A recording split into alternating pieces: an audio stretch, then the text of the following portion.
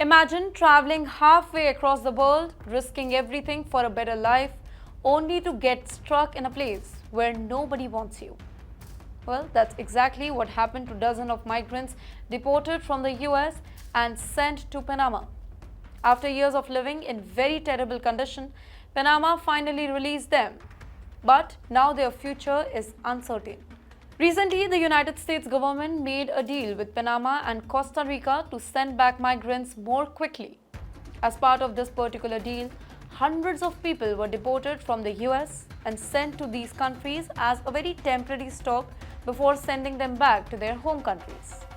But instead of proper process, they were struck in limbo. Many of them were placed in a remote camp near Panama's border with Colombia, far from any city, with very little food, no phones, and no idea of what would happen next. Most of these migrants deported to Panama were from Asia, including India, Afghanistan, China, Pakistan, Iran, Nepal, and Russia.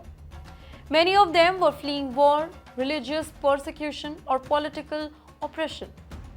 Some people, like a guy from Afghanistan, said returning home would mean certain death. This guy from Afghanistan was a member of an ethnic group and an atheist. Fled his country when the Taliban took over back in 2022. He tried to seek asylum in the US, but he was deported instead. Now let me tell you what exactly happened in Panama. Why are these people shook?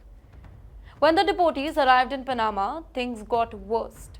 They were first kept in a hotel in Panama City, where they held up signs at their windows begging for help. Later on, they were moved to a remote detention camp with harsh conditions. In the meantime, human rights group described it as a black hole where migrants were stripped of their phones, denied legal help, and they had no idea where they were going next. International law says that people fleeing war and persecution have the right to apply for asylum. But when migrants in Panama asked to apply, they were told, "We do not accept asylum."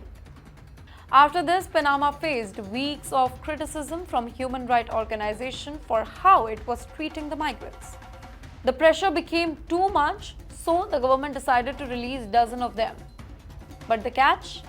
They were given only 30 days to leave Panama, even though most of them had nowhere to go. Some migrants, including the man from Afghanistan we spoke about, were told that they could stay 60 more days if they applied for an extension. But afterwards, their future is unclear. For many of these migrants, returning home is not an option. The Afghan guy says that he cannot go back to Afghanistan because the Taliban wants to kill him. A Russian migrant was also fleeing persecution for being LGBTQ+, but was also sent back.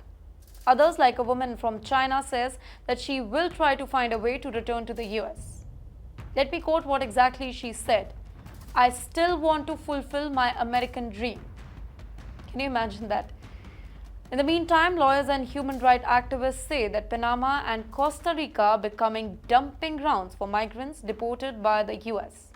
Instead of protecting asylum seekers, they say that these countries are just trying to get rid of them. Now, let's look at a bigger picture. This whole situation also connects to a broader issue, and that is US-Panama relationship. United States President Donald Trump, who made this deportation deal, has also suggested that the US should take back control of the Panama Canal, which is handed over to Panama in 1999. In the meantime, Panama's leaders strongly rejected the idea though, and they say that the US is just exaggerating China's influence over the canal's operation. So basically, in the end, the deported are now free, but their struggles are far from over. With no legal status, no money, and no certainty about their future, they remain stuck in a legal limbo, victims of a system that keeps pushing them from one country to another. But the big question is now, what will happen to them next? And second big question, who is at fault?